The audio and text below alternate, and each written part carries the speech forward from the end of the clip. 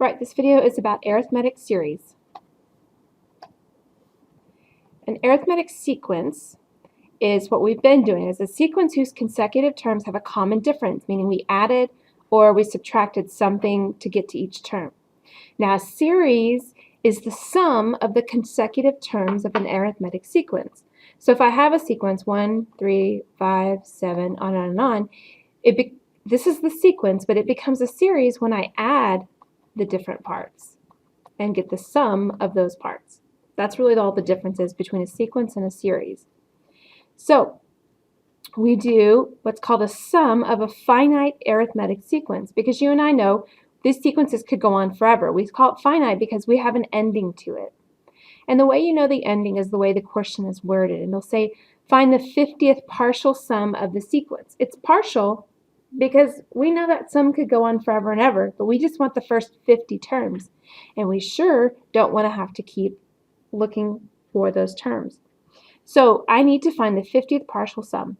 So the first thing I need to do is find the expression, find the nth term, and then I plug it into the formula right here, and that is on your chart. So the first thing I want to do is look at my sequence and figure out what is the common difference here. I'm adding 4 each time, right? So when I find my expression, a sub n, it's going to be, what's the first term?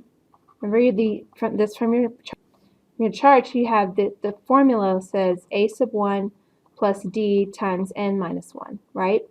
So if I find the expression, I have a sub 1, which is the first term, negative 6, plus 4 times n minus 1. All right, that's a minus 1. Now, I really want the nth term. Well, the 50th term is what I really want. So I'm going to put in a 50 for n. 50 minus 1, well, I'll do the math.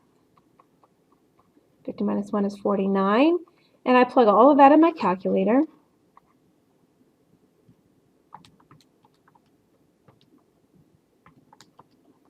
And I get 190. Now, I use this formula, S sub 50, because I want the first 50 terms. That's the sum. And I do 50 over 2.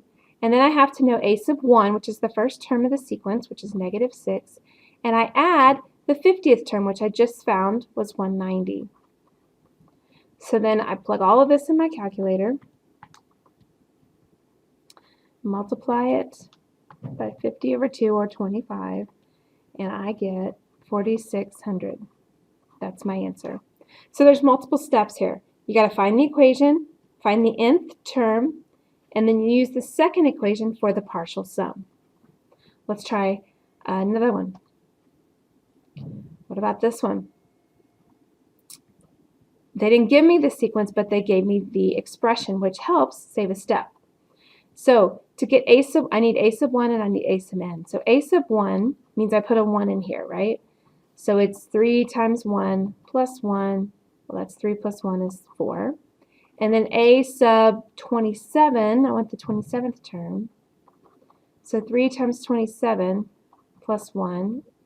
3 times 27 is 81 plus 1 is 82. So now I can plug into my big formula. Partial sum of 27 terms is going to be 27 over 2 times 4 plus 82. And put that in your equation. Do these parentheses first. So 26 times 27 halves. And I get 1161. And that's my partial sum. Instead of listing all 27 terms out, this formula gets me there faster. Now, last example. Here's why I bring up this example. Why is this different? Well, because it does, look at the bottom of the sigma. It does not start at 1. It starts at 10. So what do you do if it doesn't start at 1? Well, you still need the first term, and you still need the nth term. So, but the first term is really going to be, in this problem, it's going to be a to the 10th plus a to the 37th term. And we need to figure out how many terms really are between the 10th and the 37th term.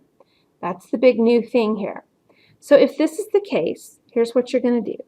To find your number of terms, if it's not obvious, write this down. You're going to take the top number subtract the bottom number, and then you're going to add 1 to it. All right, so in this case, I take 37, I subtract 10 because that's the bottom number, and I add 1. So 37 minus 10 is 27, plus 1 is 28. And that's the number I use in my formula. Now, we still need to find a sub 10.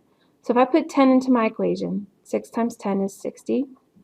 A sub 37, well, that's 37 times 6, so use your calculators. I get 222. So then I'm going to use the same old formula. So that the sum, but I know it's 28 terms here. I say 28 over 2 times a sub 10, which is 60, plus a sub 37,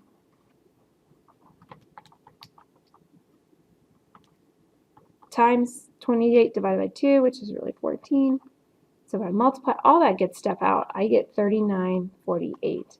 All right? So you got to pay attention to your sigmas, making sure that what the bottom number is, and if it's not a 1, you're going to follow this example. If it is a 1, then it follows the other ones I gave you. So hope this makes sense, and we'll see you in class.